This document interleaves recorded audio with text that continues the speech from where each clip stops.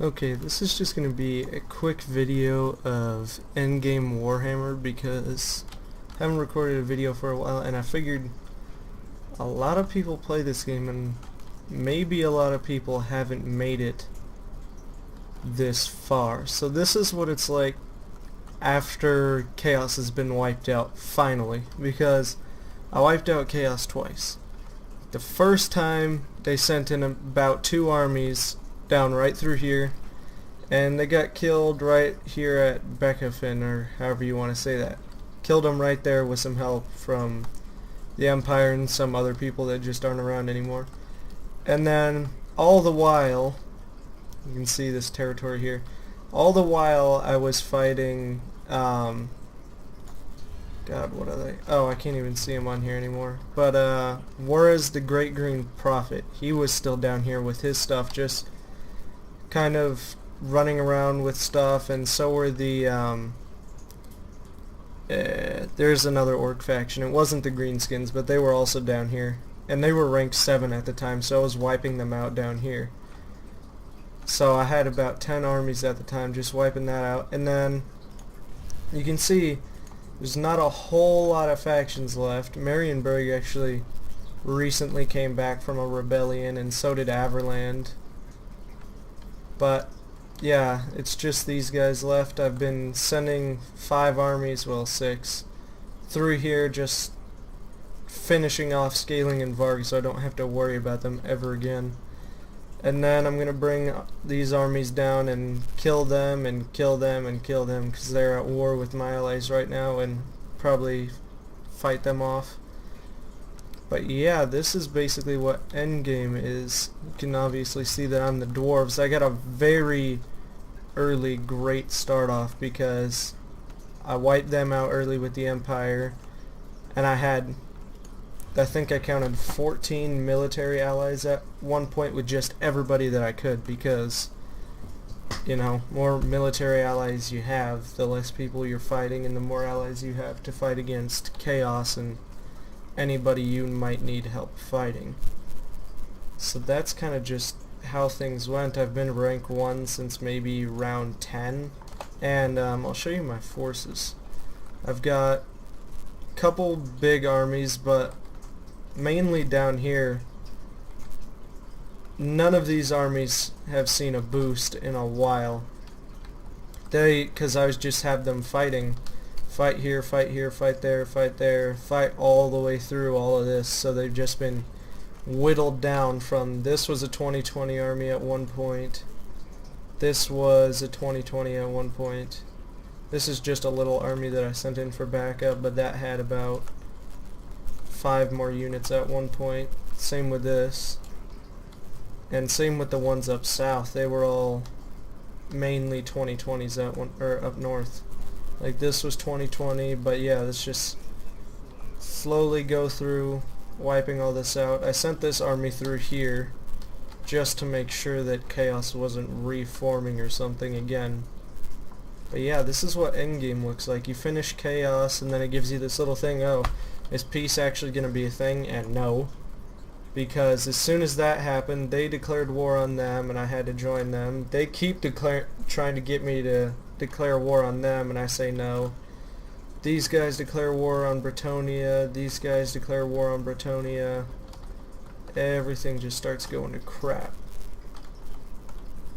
I mean, better than it was because Chaos is gone, but yeah, everybody's just declaring war on everybody. And then you just see me down here in my little area, my little corner, or half of the world almost, just have armies here. I've got armies up here wiping that out, but they're going to come down eventually. Then I'm just still trying to get these ones, because what I did was, when I wiped out all the orc factions, is I just came through here and raised everything.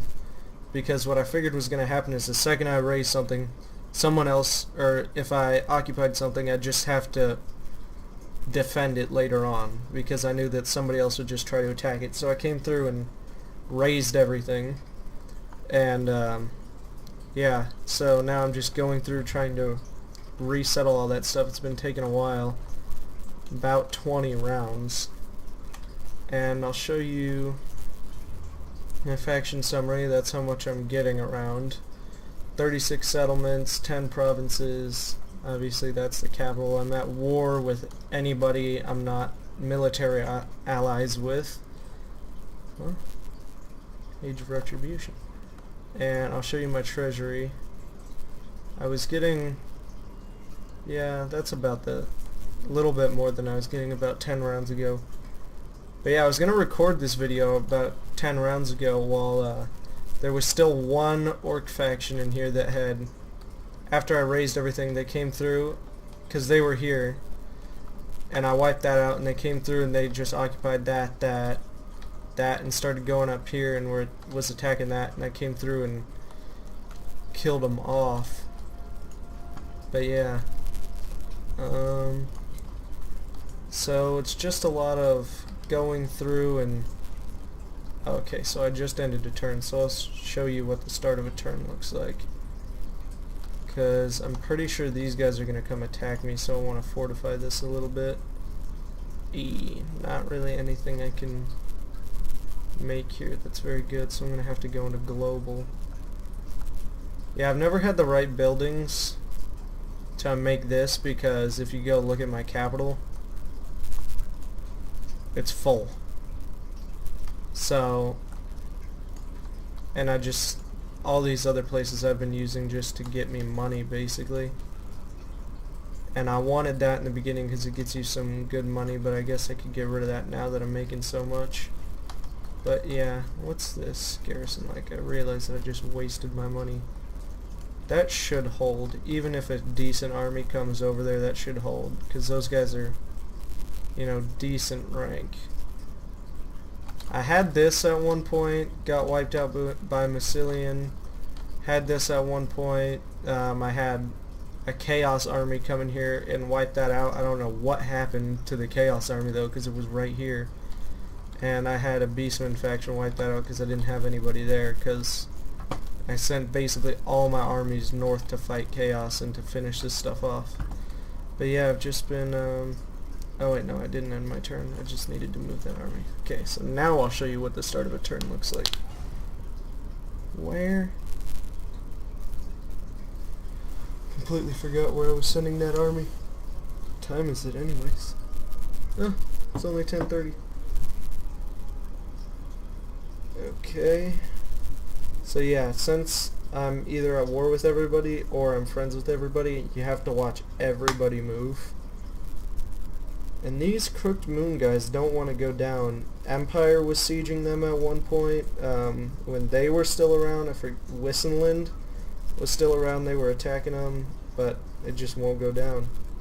And actually, it's kind of unfortunate because these guys here, I was military allies with, and I was military allies with Bretonia too, and I could have chose who I wanted to join and fight against, and I should have joined the one that's down lower, not Bretonia, because now they're just going through and wiping out Bretonia, and now that I'm at war with them, that's just something else I'm going to have to clean up with in the end.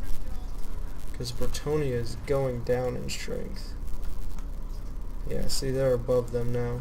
Obviously, I mean, even the rank 2 person, I have way more strength than. I think the only thing I wouldn't be able to fight is if, like, like these top 3 joined together to fight against me, because if anybody declared war on me and it was an emergency situation, I would just send all this down. Because if I stick these 6 armies next to each other, there's nothing that's going to be able to kill them. And I don't know what's up with the Empire, because they like to keep lots of little armies. See, little army, that's a big one. Well, that's the Border Princes. But yeah, they don't have one large army. They actually don't really have any military force right now, and Crooked Moon is closing in on them. So that's not good. I actually need to watch out for that. But yeah, this is what happens at the beginning of the turn. I look at all my stuff. Yeah, I can build something here. Anything I want to build. Yeah, that looks good. Anything I want to build here? Yeah, I'm gonna want one of those. What about here? Dragonborn mines. I'm gonna save my money for a minute. Oh yeah, because I told them to go there and they decided to route all the way around. Let's see if I can just... Oh no. That's not good. And that's only not good because all of the melee units got wiped out. And now I've got no chance of winning this. Well, that kind of sucks, and I don't think I can actually get that guy back because I got him from making a confederation with these guys. Nope, never getting him back. Let's see, because now I need to recruit a lord here. Who do I want, though? That's good.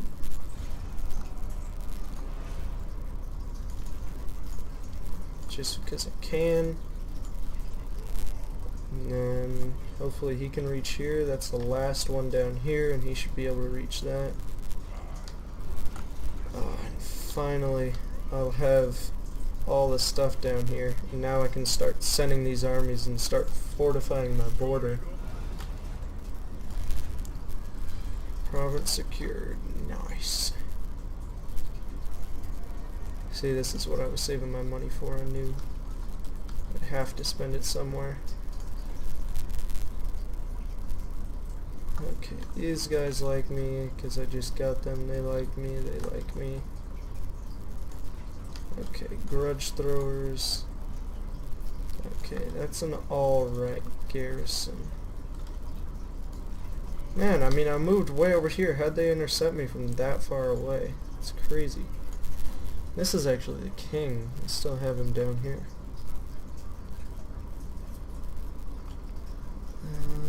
He doesn't need a whole lot of charge bonus.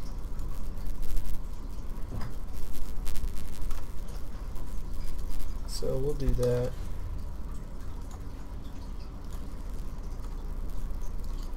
Yeah, I'm out of money, so I can't spend any money there. And then we zoom all the way to the top. See, this is what I've been doing, just going through and wiping out scaling and Varg wherever I can. Okay, this is one of my bigger armies.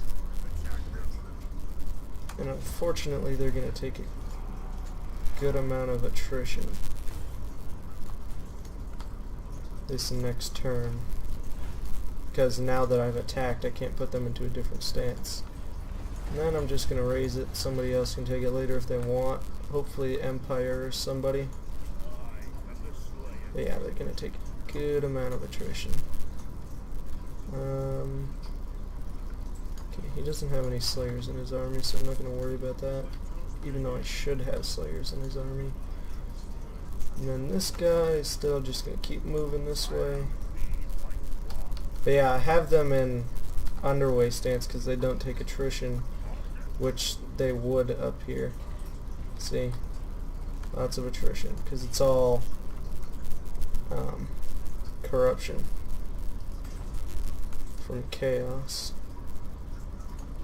And I'll trudge these guys along. They got a little bit of health back. I want to keep them near this army just in case they somehow happen to throw up a huge army down here. And then I've been using heroes to spot out where I need to go, because like now I know I need to go there and then I need to hit that. And I can rely on these armies to hit that and that. That's gotta have a decent garrison. Nope. This one does though. Well, it's the same size. And then, since I'm just going to keep sending that guy that way because there's another thing there, send this one this way. See if I need to prepare for an army being there. I've also got this one here. Yeah, I've got lots of heroes up here. 1, 2, 3. Thought I had another one. But I've got one here too. sending after this. I think that's all I need to do this turn. But yeah, for anybody who has never played Warhammer, wants to know how the end game is, or plays Warhammer and hasn't made it to the end game, this is what the end game looks like on at least a dwarf campaign. You know, obviously it's going to look different for the elves because elves don't really focus on conquering. See, because the Oak of the Ages, they can only make a confederation after a long time. So they actually, the Wood Elves made a confederation with all these people, and that happened at round like 80. And then, you know, Empire, they focus on confederations. They basically got confederations for this whole area. That's why they have all that. And same with Bretonia, you're going to play that differently. And vampires, I've never, I mean, I played Vampire a couple times, never gotten very far, just because, like, round 40 maybe, I get dwarves coming in like that, just hordes of them, because the dwarves will do the same thing as I did and make a confederation with Zufbar. Just hordes of dwarves coming in, and sometimes these people get wiped out and they'll just go settle in there and bring in from here, and then I'll have the Empire coming in like that because they've got a military alliance with the dwarves. So it's just, I find it nearly impossible to play vampires, but you know, you people that love them, stick to it. And then same thing with the orcs. I don't like to play the orc factions because they've got a